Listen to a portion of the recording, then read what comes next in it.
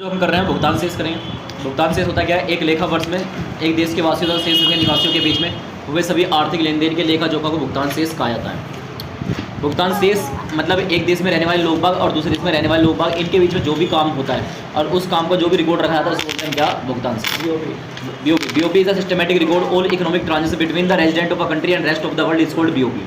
ठीक, तो भुगतान से चार घटकों दृश्यमध्ये, अदृश्यमध्ये, एक पक्षीय हस्तांतरण। दृश्यमध्ये वे मध्य हैं जिसमें वस्तु के आयात और निर्यात को शामिल किया जाता है। उन्हें दृश्यमध्ये इसलिए कहा था ये किसी न किसी पदार्थ से बनी होती है। आदर्शमध्ये वे मध्य हैं जिसमें सेवाओं के आयात और निर्यात को शामिल किया जाता है और इन्हें आदर्शमध्ये इसलिए कहा है क्योंकि किसी वस्तु से नहीं बनी होती बल्कि किसी पदार्थ से नहीं बनी होती, बल्कि किसके रूप में होती है, सेवाओं के रूप में होती है। इसके बाद है एक पक्षीय हस्तांतरण। एक पक्षीय हस्तांतरण ये होते हैं जो निःशुल्क प्राप्त होती हैं। ये मध्य हैं जो निःशुल्क प्राप्त होती है, प्राप्त करने वाले को अदा करने वाले को कुछ देना नहीं पड़ता। इसके बाद चौथा पॉइंट है आपका पूंजीगत हस्तांतरण। ये मध्य होती है जिसमें समस्त प्रकार के पूंजीगत लेन देन को शामिल किया था, जिससे देश की दायित्व उत्पन्न या परिसंपत्तियों में क्या आती है, कमी आती है। इसके बाद व्यापार शेष। व्यापार शेष होता क्या है, वस्तु का निर्यात मूल्य और वस्तु के आयात मूल्य के बीच पाने वाला अंतर व्यापार शेष कहलाता है। इसे तीन कैटेगरी में डिवाइड करा गया है, संतुलित व्यापार शेष, असंतुलित व्यापार शेष और धनात्मक, ऋणात्मक और संतुलित। धनात्मक व्यापार शेष कौन सा, जब निर्यात क्या हो ज्यादा हो और आयात क्या हो कम हो, धनात्मक व्यापार शेष। ऋणात्मक कब होगा, जब निर्यात क्या हो कम हो और आयात क्या हो ज्यादा हो, तो क्या होगा, ऋणात्मक होगा। संतुलित कब होगा, जब आयात और निर्यात दोनों क्या आपस के बराबर हो, तो उस केस में जो व्यापार शेष होगा आपका कौन सा, आपका हो संतुलित व्यापार शेष होगा। इससे अगला क्वेश्चन बनता है आपका कौन सा, भुगतान शेष चालू खाता तथा पूंजीगत खाते में अंतर। तो भुगतान शेष चालू खाता और पूंजीगत खाते में दोनों में अंतर बताना। भुगतान शेष चालू खाता कौन सा, चालू खाता वह खाता जिसमें दृश्यमध्ये, आदर्श्यमध्ये और एक पक्षीय हस्तांतरण शामिल किया जाता है, उसे भुगतान शेष चालू खाता कहा जाता है। अब भुगतान शेष पूंजीगत खाता वह खाता है जिसमें समस्त प्रकार के पूंजीगत लेन देन को शामिल किया जाता है। इसके चार घटक है। पहला है विदेशी निवेश। तो विदेशी निवेश दो तरह का होता है, निवेश पहला निवेश है, निवेश दो तरह का होता है, पत्राधार और विदेशी प्रत्यक्ष निवेश। पत्राधार कौन सा, जब आप निवेश करो और उस पर कोई कंट्रोल ना हो तो उसे पत्राधार निवेश कहा जाता है। पोर्टफोलियो निवेश जिसे बोलते हैं फॉरेन डायरेक्ट इन्वेस्टमेंट, एफडीआई। विदेशी प्रत्यक्ष निवेश, तो जब आप पैसे इन्वेस्ट करो और उस पर आपका खुद का कंट्रोल हो तो उसे बोलते हैं क्या, विदेशी प्रत्यक्ष निवेश। और जब आप पैसे इन्वेस्ट करो और उस पर आपका कोई कंट्रोल ना हो तो उसे बोलते हैं पत्राधार निवेश। पत्राधार का दूसरा नाम क्या है, पोर्टफोलियो। इसके बाद है विदेशी सहायता। विदेशी सहायता होती क्या है, जब जो वास्तविक ब्याज दर है अगर उससे कम ब्याज दर पे हमें विदेशों से लोन मिल जाता तो उसे बोलते हैं विदेशी सहायता। इसके बाद एनआरआई करेंसी। एनआरआई करेंसी होती क्या है, आरबीआई के पास जो भी बाहर का पैसा रखा रहता है उसे बोलते हैं क्या, एनआरआई करेंसी। इसके बाद भुगतान शेष के चालू खातेदार पूंजीगत खाते में अंतर बताना। भुगतान शेष अंतर नहीं, भुगतान शेष और व्यापार शेष में क्या बताना आपको, अंतर बताना है। तो भुगतान शेष और व्यापार शेष, भुगतान शेष में दृश्यमध्ये, आदृश्यमध्ये और एक पक्षीय हस्तांतरण शामिल किया जाता है और व्यापार शेष में सिर्फ जो किसमें शामिल किया था, सिर्फ दृश्यमध्ये हो। भुगतान शेष लेखांकन में सदैव संतुलित होता है लेकिन व्यवहार में क्या होता है, आपका असंतुलित होता है। दूसरा पॉइंट, यह अनुकूल, प्रतिकूल तथा संतुलित हो सकता है। फिर इसके बाद भुगतान शेष से घाटे को व्यापार शेष द्वारा पूरा नहीं किया जाता और व्यापार शेष से घाटे को भुगतान शेष द्वारा पूरा किया जाता। चौथा पॉइंट लिख देना इसमें दृश्यमध्ये, इसमें एक पक्षीय हस्तांतरण शामिल किया जाता है और इसमें एक पक्षीय हस्तांतरण शामिल नहीं किया जाता है। बस इतना लिख देना, हस्तांतरण मतलब यूनिटरी ट्रांसफर। इसके बाद आपका है अगला कि भुगतान शेष स्वायत्त और सामाजिक मदों में अंतर। स्वायत्त मदे कौन सी, स्वायत्त मदे वे मदे होती है जिसका उद्देश्य अपने लाभ को अधिकतम करना होता है। वो सारी मदे जिसका उद्देश्य अपने लाभ को अधिकतम करना होता है वो स्वायत्त मदे कहा जाती है, जो कि बेसिकली प्राइवेट सेक्टर में होती है। ठीक है, भुगतान शेष की सामाजिक मदे वे मदे होती है जिनका उद्देश्य भुगतान शेष की समानता स्थापित करना होता है, ना कि लाभ अधिकतम करना होता है। ठीक, और इसे जो करता है ज़्यादातर कौन करता है, सरकार। इसके बाद भुगतान शेष में असंतुलन के कारण गिरा। असंतुलन किन किन कारणों से होता है कि भाई जब हमारे आयात क्या हो ज़्यादा हो जाए, निर्यात क्या हो जाए कम हो जाए, उसके से भुगतान शेष किस में आ जाएगा, असंतुलन आ जाएगा। इसके बाद पिछला चैप्टर देखो जरा क्या होता है। पिछले चैप्टर में आपका है विदेशी विनिमय दर। विदेशी विनिमय दर होती क्या है, पहले विदेशी विनिमय। विदेशी विनिमय होता क्या है, एक देश के लिए दूसरे देश का पैसा विदेशी विनिमय कहलाता है। ठीक, विदेशी विनिमय दर क्या होती है, जब एक देश की मुद्रा को दूसरे देश की मुद्रा से बदला जाता है उस दर को विदेशी विनिमय दर कहा जाता है। ठीक, इसमें दो व्यवस्थाएं काम करती है, स्थिर विनिमय दर और लचीली विनिमय दर। स्थिर विनिमय दर कौन सी होती है, जब एक देश सरकार अपने देश की मुद्रा को सोने के रूप में घोषित करती है तो उसे स्थिर विनिमय दर कहा जाता है और इसमें लंबे समय तक कोई भी परिवर्तन नहीं होता है और इसमें लंबे समय की नीति आसानी से बनाई जा सकती है, इसलिए इसे स्थिर विनिमय दर कहा जाता है। लचीली विनिमय दर कौन सी होती है, जब विदेशी विनिमय दर का निर्धारण विदेशी विनिमय मांग और विदेशी विनिमय पूर्ति द्वारा किया जाता है तो उसे लचीले विनिमय दर कहा जाता है। ठीक, इसके बाद आपको तीन चार चीज़ें और याद रखनी है इसमें। विदेशी विनिमय मांग के स्रोत क्या होते हैं, विदेशी विनिमय मांग क्यों की जाती है, विदेशी विनिमय पूर्ति क्यों की जाती है। इसके अलावा मूल्यह्रास, विदेशी घरेलू मुद्रा का मूल्यह्रास, मूल्य वृद्धि, अवमूल्यन और अधिमूल्यन। ठीक, मूल्यह्रास कौन सा था, जब विदेशी मुद्रा की तुलना में घरेलू मुद्रा का मूल्य क्या हो जाए, घट जाए। कहने वाला जब पहले $50 $1 वाले 50 देता अब 70 दे रहा हूँ तो उसे घरेलू मुद्रा का मूल्यह्रास कहा जाता है। इसके प्रभाव क्या होंगे, इससे हमारे निर्यात बढ़ेंगे और आयात क्या होंगे, घटेंगे। ठीक, और जब विदेशी मुद्रा की तुलना में घरेलू मुद्रा का मूल्य क्या हो जाए, बढ़ जाए क्या मतलब पहले 50 दे रहा था, अब दे रहा हूँ 30 रुपये, तो उसे बोलते हैं क्या, मूल्य वृद्धि। क्या बोलते हैं, मूल्य वृद्धि। इसका अवमूल्यन और अधिमूल्यन, जब सरकार जानबूझ के अपने देश की मुद्रा की वैल्यू घटा दे तो उसे अवमूल्यन कहा जाता है, और जब सरकार अपने देश की मुद्रा की वैल्यू बढ़ा दे तो उसे बोला जाता है क्या, अधिमूल्यन। इसका विदेशी विनिमय दर और विदेशी विनिमय मांग के बीच क्या संबंध होता है, विदेशी विनिमय दर और विदेशी विनिमय मांग के बीच धनात्मक संबंध होता है। जब विदेशी विनिमय दर अधिक होती है तो विदेशी विनिमय पूर्ति अधिक की जाती है, और जब विदेशी विनिमय दर कम होती है तो विदेशी विनिमय पूर्ति क्या होती है, कम की जाती है। इसके बाद विदेशी विनिमय की मांग, विदेशी विनिमय मांग और विदेशी विनिमय दर के बीच ऋणात्मक संबंध होता है। अगर विदेशी विनिमय दर बढ़ती है तो मांग कम की जाएगी, और दर घटती है तो मांग क्या आएगी, आपकी ज़्यादा की जाएगी। इसके अलावा इसमें मैच फ्लोटिंग प्रबंध तरलशीलता होती है। इसके अलावा इसमें होता क्या है, और एक इसमें स्पॉट मार्केट होती है, एक फॉरवर्ड मार्केट होती है, चालू बाजार और हाजिर बाजार। चालू बाजार, चालू और वायदा बाजार। चालू बाजार को क्या बोला जाता है, हाजिर बाजार बोला जाता है। चालू बाजार वो बाजार है जिसमें दैनिक लेन देन को शामिल किया जाता है, जिनमें रोजाना लेन देन होते हैं उसे जो शामिल किया जाता है उसे चालू बाजार में शामिल किया जाता है। हाजिर बाजार, दैनिक बाजार कौन सा, इसे दैनिक बाजार बोलो या चालू बाजार बोलो, ठीक। इसके अलावा वायदा बाजार कौन सा होता है, जिसमें फाइल वगैरह में साइन प्रेजेंट में कर लिया जाते हैं, लेकिन जो काम होता है वो कब पूरा होता है, फ्यूचर में पूरा होता है, तो उसे वायदा बाजार बोला जाता है, ठीक। इसमें प्रबंधन तरलशीलता होती है, जहाँ पर स्थिर विनिमय दर और लचीली विनिमय दर आपस में मिलकर कार्य करती है, उसे प्रबंधन तरलशीलता कहा जाता है। इसके अलावा योजना व्यय और गैर योजना व्यय, पंचवर्षीय योजनाओं में जो कार्य निर्धारित किए जाते हैं उनके ऊपर जो पैसा खर्च किया था उसे योजना व्यय कहा जाता है, और इनके अलावा अगर इसका अलग से कोई पैसे खर्च हो रहे तो गैर योजना व्यय कहा जाता है। विकास व्यय और गैर विकास व्यय, सरकार द्वारा आर्थिक विकास का आर्थिक कल्याण में किया गया व्यय विकास व्यय कहलाता है। और इनके अलावा अगर कोई पैसा अलग से पैसा हो रहा है, जैसे पुलिस प्रशासन में खर्च कर रहे हैं, या फिर क्या नाम आर्मी वाले पैसे दे रहे हैं, मान लो सरकारी एम्प्लॉय को पैसे दे रहे हैं, तो उसे बोलते हैं हम कौन सा व्यय, गैर विकास व्यय। इससे अगला चैप्टर पे चैप्टर चलते हैं हम, किसी समग्र मांग और समग्र पूर्ति। समग्र मांग होती क्या है, एक लेखा वर्ष में सरकार, एक लेखा वर्ष में सभी अंतिम वस्तुओं सेवाओं पे किया गया कुल व्यय समग्र मांग कहलाती है, ठीक। समग्र मांग दो घटकों का जोड़ होती है, उपभोग और निवेश। इसका जोड़ होती है उपभोग और निवेश, AD = C+I। इसके अलावा समग्र पूर्ति होती है एक लेखा वर्ष में अर्थव्यवस्था में सभी अंतिम वस्तुओं सेवाओं के कुल उत्पादन को समग्र पूर्ति कहता है। समग्र पूर्ति का मौद्रिक मूल्य राष्ट्रीय आय के बराबर होती है। राष्ट्रीय आय बराबर होती है किसके, बचत और निवेश। इसलिए समग्र पूर्ति दो चीजों के बराबर होती है, किसके, बचत और निवेश। और समग्र पूर्ति का जो वक्र है वो 45 डिग्री बनता है। इसके बाद है उपभोग फलन, आय और उपभोग के बीच में जो संबंध पाया था उसे उपभोग फलन बोला जाता है। इसको दो भागों में बांटा गया है, औसत उपभोग प्रवृत्ति और बचत उपभोग प्रवृत्ति।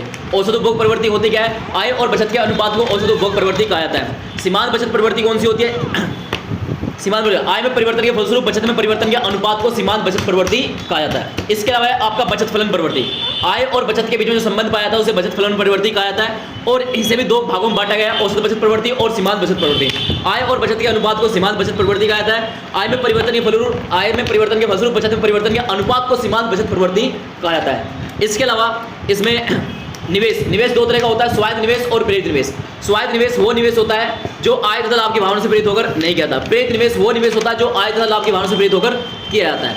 इसके अलावा इसमें क्वेश्चन में लिखवा रखा है, समग्र मांग और समग्र पूर्ति द्वारा राष्ट्रीय आय का निर्धारण या पूर्ण रोजगार स्तर का निर्धारण या क्या नाम है इसका, संतुलित स्तर का निर्धारण।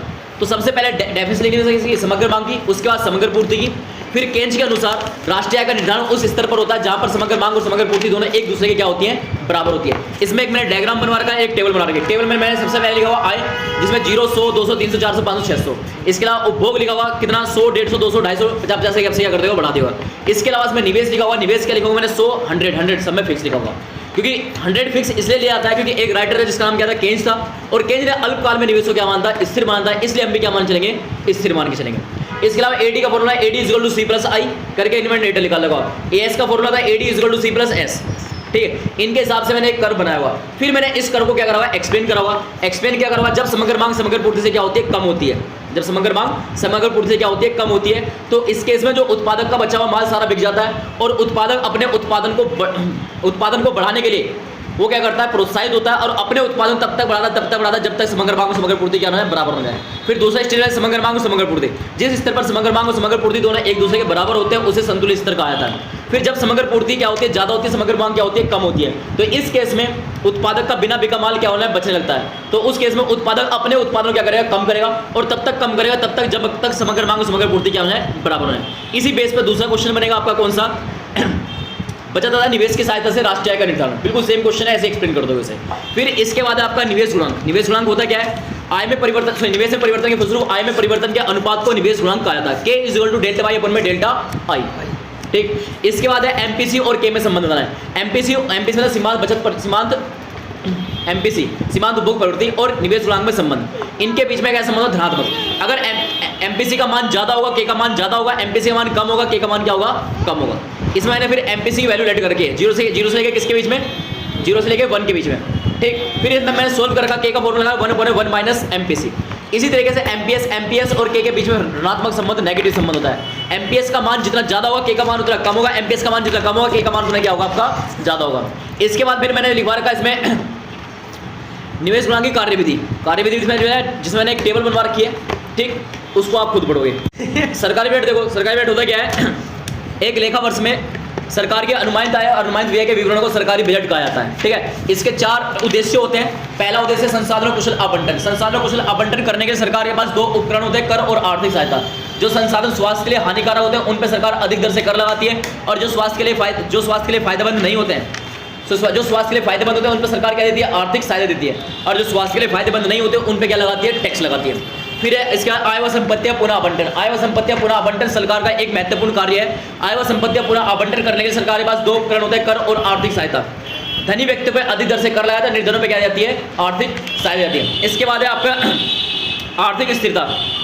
किसी भी अर्थव्यवस्था में तेजी और मंदी के चक्कर चलते रहते हैं, और इन चक्रों को नियंत्रण में लाना किसका कार्य होता है? सरकार का। ठीक, मंदी की स्थिति में कर लगाया था और महंगाई की स्थिति में आर्थिक सहायता दी जाती है। इसके बाद अगला पॉइंट है आपका शुद्ध निर्यात। आय तथा निर्यात के बीच में जो अंतर पाया जाता है उसे क्या होता है? शुद्ध निर्यात बोला जाता है। ठीक, इसके बाद मैंने बताया बजट 2 तरह के होते हैं, राजस्व बजट और पूंजी बजट। राजस्व बजट वो बजट है जिसमें सरकार की राजस्व प्राप्तियां और राजस्व व्यय को सम्मिलित किया जाता है, जिससे ना तो देश की सरकार, ना तो किसी सरकार की, जिसके सरकार की ना तो दायित्व उत्पन्न होते हैं, ना ही परिसंपत्ति में क्या आती है? कमी आती है। पूंजीगत बजट वो बजट है जिसमें पूंजीगत प्राप्तियां पूंजीगत व्यय को सम्मिलित किया जाता है, जिससे सरकार के दायित्व उत्पन्न होंगे, फिर यह क्या होगी? परिसंपत्ति में क्या आएगी? कमी आएगी। प्राप्तियां 2 प्रकार की होती है, कर प्राप्तियां और गैर कर प्राप्तियां। कर 2 तरह के होते हैं, प्राप्तियां 2 प्रकार की होती है, प्राप्तियां 2 प्रकार की होती है, राजस्व प्राप्तियां और पूंजीगत प्राप्तियां। राजस्व प्राप्तियां 2 कैटेगरी में डिवाइड कराया, कर और गैर कर। कर 2 तरह के होते हैं, प्रत्यक्ष और अप्रत्यक्ष। प्रत्यक्ष कर वो कर होता है जिस पर टैक्स लगाए उसकी पेमेंट खुद ही करनी पड़े, प्रत्यक्ष कर। और जिस पर टैक्स लगाए उसकी पेमेंट कोई और करे उसे बोलते हैं अप्रत्यक्ष कर। ठीक, और गैर कर प्राप्तियां कौन सी होती है? जो बिना टैक्स के गवर्नमेंट को क्या होती है? इनकम होती है। जैसे मान लो लाइसेंस फीस हो गई, स्कूल की फीस हो गई, एससीट हो गया, डिविडेंड हो गया, लाभांश हो गए। ठीक, सरकार ने खुद के कुछ काम हो गए, जैसे रेलवे हो गया, सरकार को इनकम हो रही है। तो ऐसे कुछ काम, एससीट मतलब क्या होता है? जब किसी का कोई उत्तराधिकारी नहीं होता, उसके मरने के बाद उसकी जो भी जायदाद है कौन ले लेती है? सरकार ले लेती है, तो उसे एससीट बोला जाता है। पूंजीगत प्राप्तियां कौन सी होती है? ऋणों की वसूली। सरकार ने अगर किसी को लोन देगा उस पर पैसे वसूल करे तो बोलेंगे क्या? पूंजीगत प्राप्तियां। इसके बाद विनिवेश का मतलब क्या होता है? जब सरकार अपने सरकारी क्षेत्र किसी को चलाने के लिए देते तो उसे विनिवेश बोला जाता है। या निजीकरण भी बोल सकते हैं। निजीकरण का मतलब क्या? जब सरकार अपना सरकारी क्षेत्र किसी को बेच दे, प्राइवेट सेक्टर को बेच दे, तो उसे निजीकरण बोला जाता है। इसके बाद है संतुलित और असंतुलित बजट। जब सरकार की आय सरकारी व्यय दोनों एक दूसरे के बराबर होते संतुलित बजट कहा जाता है। असंतुलित बजट जब सरकार की आय सरकारी व्यय दोनों बराबर ना हो तो उसे असंतुलित बजट बोला जाता है। असंतुलित बजट 2 कैटेगरी में डिवाइड करा, बचत का बजट और घाटे बजट। बचत का बजट कौन सा हो? जब सरकार की आय क्या हो? ज्यादा और व्यय क्या हो? कम हो, तो बचत का बजट। घाटे बजट कौन सा? जब सरकार की आय कम हो और व्यय क्या हो? ज्यादा हो, घाटे बजट। और घाटे बजट को 3 कैटेगरी में डिवाइड करा है, राजस्व घाटा, राजकोषीय घाटा और प्राथमिक घाटा। ठीक है, रेवेन्यू डेफिसिट, फिजिकल डेफिसिट और प्राइमरी डेफिसिट। 3 कैटेगरी में डिवाइड है। राजस्व बजट कौन सा है? सरकार का राजस्व व्यय क्या हो? ज्यादा और राजस्व प्राप्ति क्या हो? कम हो, तो उससे राजस्व घाटा कहा जाता है। राजस्व घाटे का अधिक होना सरकार को इस बात की चेतावनी देता है सरकार अपने खर्चे कम कर ले, नहीं तो कर और गैर कर प्राप्ति क्या कर दे? बढ़ा दे। इसके बाद है पूंजीगत घाटा। पूंजीगत घाटा कौन सा होता है? सॉरी, राजकोषीय घाटा, पूंजीगत नहीं, राजकोषीय घाटा। राजकोषीय घाटा कौन सा होता है? जिसमें सरकार का कुल व्यय क्या हो? ज्यादा हो और कुल प्राप्तियां क्या हो? कम हो। उधार को छोड़कर उसे कौन सा घाटा बोला जाता है? राजकोषीय घाटा होता है। और राजकोषीय घाटे का अधिक होना सरकार को इस बात की जानकारी देता है कि सरकार को अब कितने पैसे क्या करने पड़ेंगे? उधार लेने पड़ेंगे। इसके बाद है प्राथमिक घाटा। राजस्व घाटा में ब्याज का भुगतान के अंतर को प्राथमिक घाटा कहा जाता है। ठीक, इसके बाद भुगतान शेष क्यों असंतुलन में आता है, उनके कारण बताने आपको, इसको किस तरह ठीक किया सकता है उसके कारण बताने आपको, और कुछ नहीं इसके अंदर। इसके बाद अगला चैप्टर है आपका कौन सा? न्यून मांग और अधिक मांग की समस्या, problem of access and deficient demand. इसमें सारे पॉइंट वही याद रखने जो बैंकिंग चैप्टर वाले थे, और एक कुछ पॉइंट्स और अलग से। तो न्यून मांग और अधिक मांग को ठीक करने के उपाय मोस्ट इंपॉर्टेंट क्वेश्चन है इसका, और इसमें जरूर एक क्वेश्चन आपका आएगा 5 या 6 नंबर का फंसेगा। ठीक है, न्यून मांग और अधिक मांग को ठीक करने के उपाय। तो इसमें 2 नीति अपनाए रखे इस चैप्टर के अंदर। एक होती है राजकोषीय नीति और एक होती है कौन सी, मौद्रिक नीति। राजकोषीय वो नीति सरकार की आय और सरकारी व्यय से नीति, सरकार की आय और सरकारी व्यय की से रिलेटेड पॉलिसी को हम बोलते हैं कौन सी नीति, राजकोषीय नीति। इसमें 3 पॉइंट्स हैं आपके, 3-4 पॉइंट्स हैं। सबसे पहला है सरकारी व्यय। सरकार द्वारा आर्थिक विकास का आर्थिक कल्याण पे किया गया व्यय सरकारी व्यय कहलाता है। मांग अधिक की स्थिति में सरकारी व्यय को घटा दिया जाता है और न्यून मांग की स्थिति में सरकारी व्यय को कर दिया जाता है, बढ़ा दिया जाता है। इसके बाद कर। कर क्या होता है, सरकार को दिया जाने वाला एक अनिवार्य भुगतान है। अगर मांग अधिक की स्थिति तो कर क्या करेगा, बढ़ा दिया जाएगा, और न्यून मांग की स्थिति में कर क्या कर दिया जाएगा, घटा दिया जाएगा। इसके बाद है फाइनेंसिंग, घाटे की वित्तीय व्यवस्था। जब सरकार अपने घाटे को पूरा करने के लिए, घाटे की वित्तीय व्यवस्था होती है जब सरकार अपने घाटे को पूरा करने के लिए आरबीआई से पैसे उधार ले या नए नोट क्या करें, छपवाने की व्यवस्था को बोलते हैं घाटे की वित्तीय व्यवस्था। मांग अधिक की स्थिति में घाटे की वित्तीय व्यवस्था से बचने का प्रयास किया जाएगा और न्यून मांग की स्थिति में घाटे की व्यवस्था को क्या कराया जाएगा, अपनाया जाएगा। 3 पॉइंट पढ़ लेना इसके अंदर, ये हुई, ठीक है ना। या इसके अलावा एक पॉइंट और है, क्या नाम है, सार्वजनिक उधार। सार्वजनिक उधार सरकार द्वारा जो अंदर से उधार लेना, कौन सा उधार कहलाता है, सार्वजनिक उधार कहलाता है, जिसे बोलते हैं पब्लिक बोरोविंग्स। मांग अधिक की स्थिति में ज़्यादा उधार लिया जाएगा और न्यून मांग की स्थिति में कम उधार लिया जाएगा। इसके बाद मौद्रिक नीति। मौद्रिक नीति में पहला पॉइंट है बैंक रेट। बैंक रेट वो रेट होता है जिस रेट पर आरबीआई कॉमर्शियल बैंक को क्या देता है, उधार देता है, उसे बोला जाता है क्या, बैंक रेट। मांग अधिक की स्थिति में बैंक रेट को बढ़ा देता है, न्यून मांग की स्थिति में बैंक रेट को क्या कर देता है, घटा देता है। इसके बाद है आपका कौन सा, सीआरआर। सीआरआर कौन सा होता है, प्राथमिक व्यापारिक बैंकों की जमाओं का विभाग, जिसे व्यापारिक बैंक जमा के तौर पर आरबीआई के पास रखते हैं, उसे क्या बोला जाता है, सीआरआर कहा जाता है। और इसके बाद एक एसएलआर है। एसएलआर होता है क्या, व्यापारिक बैंकों की जमा का विभाग, जिसे व्यापारिक बैंक खुद अपने पास रखते हैं, उसे एसएलआर बोलते हैं। न्यून मांग की स्थिति में दोनों को घटा दिया जाता है और अधिक मांग की स्थिति में सीआरआर एसएलआर को क्या कर देता है, बढ़ा देता है। इसके बाद रेपो रेट। रेपो रेट कौन सी होती है, जब जब केंद्रीय बैंक व्यापारिक बैंकों को अल्पकाल के लिए पैसे उधार देते हैं, कम समय के लिए, तो उसे क्या बोला जाता है, रेपो रेट कहा जाता है। कम समय के लिए पैसे उधार देते हैं, क्या बोलते हैं, रेपो रेट। मांग अधिक की स्थिति में रेपो रेट को क्या कर दिया जाएगा, बढ़ा दिया जाएगा। न्यून मांग की स्थिति में रेपो रेट को क्या कर दिया जाएगा, घटा दिया जाएगा। इसका reverse repo rate. Reverse repo rate कौन है, जब व्यापारिक बैंक से कोई पैसे उधार नहीं लेता, लोन नहीं लेता, तब व्यापारिक बैंक उस पैसे ब्याज कमाने के लिए व्यापारिक बैंक पैसे किसके पास रखता है, आरबीआई के पास, उसको बोलते हैं हम क्या, रिवर्स रेपो रेट। मांग अधिक की स्थिति में रिवर्स रेपो रेट को क्या कर दिया जाएगा, घटा दिया जाएगा और न्यून मांग की स्थिति में क्या कर दिया जाएगा, बढ़ा दिया जाएगा। ठीक, अब बात करते हैं किसके बाद, इसका अगला पॉइंट आपका एमआरएल, ऋणों की सीमांत अनिवार्यता। ऋणों की सीमांत अनिवार्यता होती है, जितना हमने व्यापारिक बैंक से लोन लिया और जितने बदले में हम चीजें क्या रखी, गिरवी रखी, इन दोनों के बीच में जो अंतर पाया था उसे ऋणों की सीमांत अनिवार्यता एमआरएल कहा था। मैं 10 लाख का लोन लिया, 15 लाख की चीज गिरवी रख दी, डिफरेंस कितना के बीच में, 5 लाख का, इसे बोलेंगे क्या, एमआरएल। मांग अधिक की स्थिति में एमआरएल को बढ़ा दिया, न्यून मांग की स्थिति में एमआरएल को क्या कर दिया, घटा दिया। ठीक, इसके बाद आपका क्या, लास्टिंग ऑफ क्रेडिट, खुले बाजारी क्रियाएं, ओपन मार्केट ऑपरेशंस। खुले बाजारी क्रिया होती है क्या, केंद्रीय बैंक द्वारा केंद्र सरकारी प्रतिभूतियां क्रय विक्रय करना खुले बाजारी क्रिया कहलाता है। मांग अधिक की स्थिति में चीजों को क्या करा जाएगा, क्रय करा जाएगा और न्यून मांग की स्थिति में चीजों को क्या करा जाएगा, बेचा जाएगा। सॉरी, उल्टा बोल दिया मैंने। मांग अधिक की स्थिति में चीजों को क्या करा जाएगा, बेचा जाएगा और न्यून मांग की स्थिति में चीजों को क्या करा जाएगा, खरीदा जाएगा बाजार से। इसके बाद है राशनिंग ऑफ क्रेडिट, जिसे बोलते हैं क्या, साख की राशनिंग। साख की राशनिंग होती क्या है, केंद्रीय बैंक द्वारा विभिन्न व्यवसायिक क्रियाओं के लिए एक साख की या लोन की लिमिट क्या करना, तय करना, वो क्या कहता है, साख की राशनिंग कहता है। न्यून मांग की स्थिति में साख की राशनिंग को हटा दिया जाता है, न्यून मांग अधिक की स्थिति में साख की राशनिंग क्या कर देता है, लागू कर देता है। अब चलते हैं मनी और बैंकिंग चैप्टर में। मनी में होता है क्या, मनी क्या होती है, पहले मुद्रा। मुद्रा से अभिप्राय कोई भी वस्तु जो विनिमय में आती है, मूल्य मापा मूल्य संचय के रूप में कार्य करती है, उसे क्या बोला जाता है, मुद्रा बोला जाता है।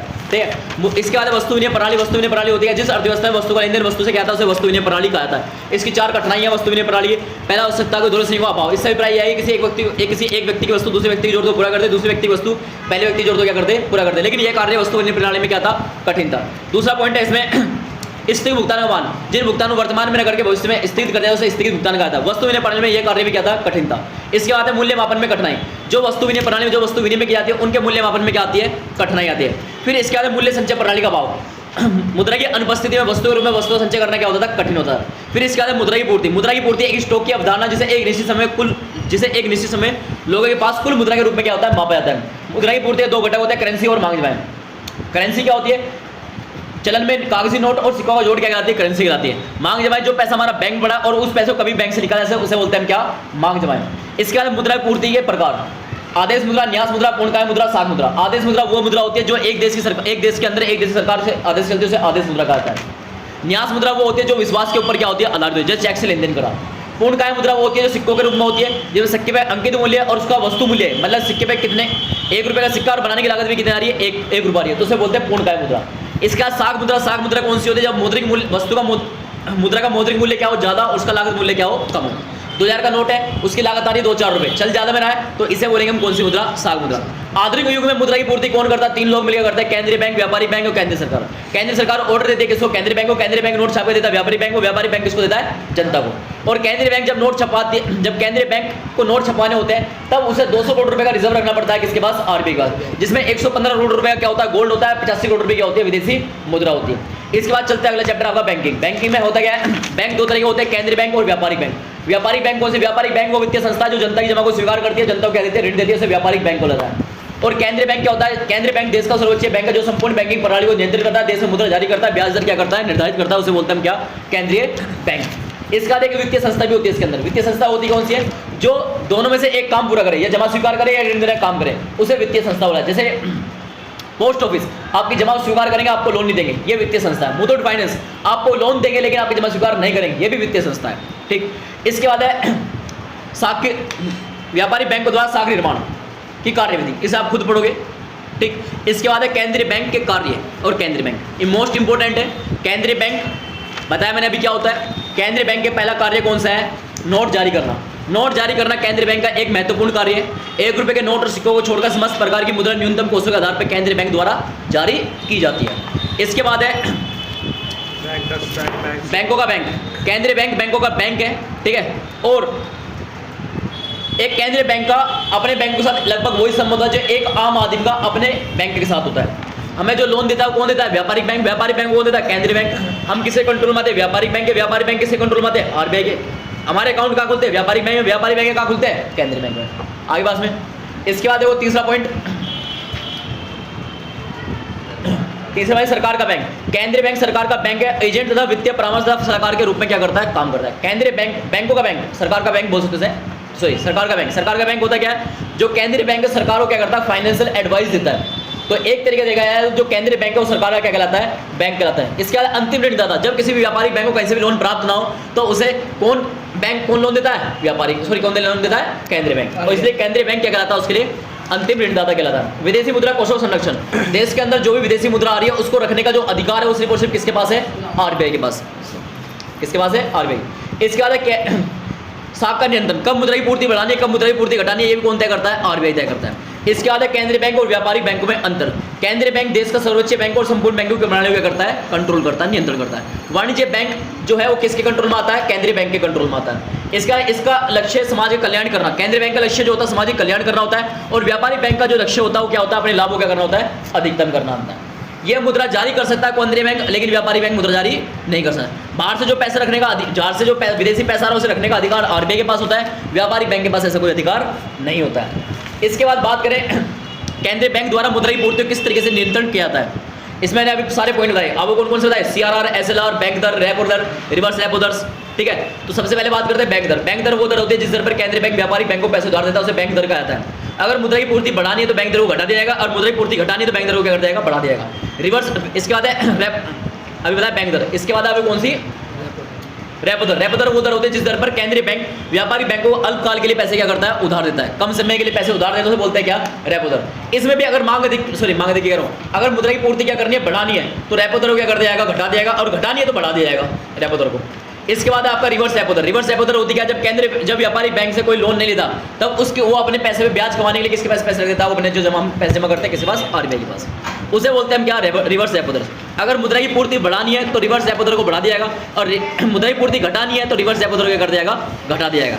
इसके बाद अगर हम बात करें, अगला पॉइंट है सीआरआर। सीआरआर होता क्या? केंद्रीय व्यापारिक बैंकों की जमा का विभाग, जिसे व्यापारिक बैंक केंद्रीय बैंक के पास जमा के तौर पर रखते हैं, उसे बोलते हैं हम क्या? सीआरआर। क्या बोला था उसे? सीआरआर। मुद्रा की पूर्ति बढ़ानी है तो सीआरआर घटा दिया जाएगा, मुद्रा की पूर्ति अगर घटानी है तो सीआरआर को क्या कर दिया जाएगा? बढ़ा दिया जाएगा। एसएलआर होता है क्या? केंद्रीय बैंक व्यापारिक बैंकों की जमा का विभाग, जिसे व्यापारिक बैंक जमा के तौर पर किसके पास रखते हैं? आरबीआई अपने पास रखते हैं, उसे बोलते हैं हम क्या? एसएलआर। मुद्रा की पूर्ति बढ़ानी है तो घटा दिया जाएगा, और मुद्रा की पूर्ति घटानी तो क्या कर दिया जाएगा? एसएलआर को बढ़ा दिया जाएगा। इसके बाद है एमआरएल, ऋणों की सीमांत अनिवार्यता। होती क्या है? जितना आपने व्यापारिक बैंक से लोन लिया और बदले में जितनी चीज क्या रखी? गिरवी रखी, इन दोनों बीच में जो डिफरेंस पाया था उसे बोलते हैं एमआरएल, ऋणों की सीमांत अनिवार्यता। अगर मुद्रा की पूर्ति बढ़ानी है तो एमआरएल को घटा दिया जाएगा, और मुद्रा की पूर्ति घटानी है तो एमआरएल को क्या कर जाएगा? बढ़ा दिया जाएगा। इसके बाद है खुले बाजारी क्रियाएं। खुले बाजारी क्रियाएं कौन सी होती हैं? केंद्रीय बैंक द्वारा केंद्र सरकारी प्रतिभूतियां क्रय विक्रय करना खुलेबारी क्रिया कहलाता है। मुद्रा की पूर्ति अगर बढ़ानी है तो चीज़ों को क्या करा जाएगा, क्रय करा जाएगा, आरबीआई द्वारा खरीदी जाएंगी चीज़ें, और मुद्रा की पूर्ति घटानी तो चीज़ों क्या करा जाएगा, बेच जाएगा। साख की राशनिंग, साख की राशनिंग होती क्या, केंद्रीय बैंक द्वारा विभिन्न व्यवसायिक क्रियाओं के लिए एक साख की लिमिट या लोन की लिमिट तय करना क्या कहलाता है, साख की राशनिंग कहलाता है। क्या कहलाता है, साख की राशनिंग। और मुद्रा की पूर्ति बढ़ानी है तो साख की राशनिंग को क्या कर दिया, हटा दिया और मुद्रा की पूर्ति घटानी है तो साख की राशनिंग को क्या कर दिया, लागू कर दिया। इसके अलावा प्रत्यक्ष कार्रवाई, जब केंद्रीय बैंक की जो नीति बनाता है केंद्रीय बैंक, अगर व्यापारी बैंक उस नीति के अकॉर्डिंग काम नहीं करते हैं तो केंद्रीय बैंक उनके खिलाफ प्रत्यक्ष क्या कर सकता है, कार्रवाई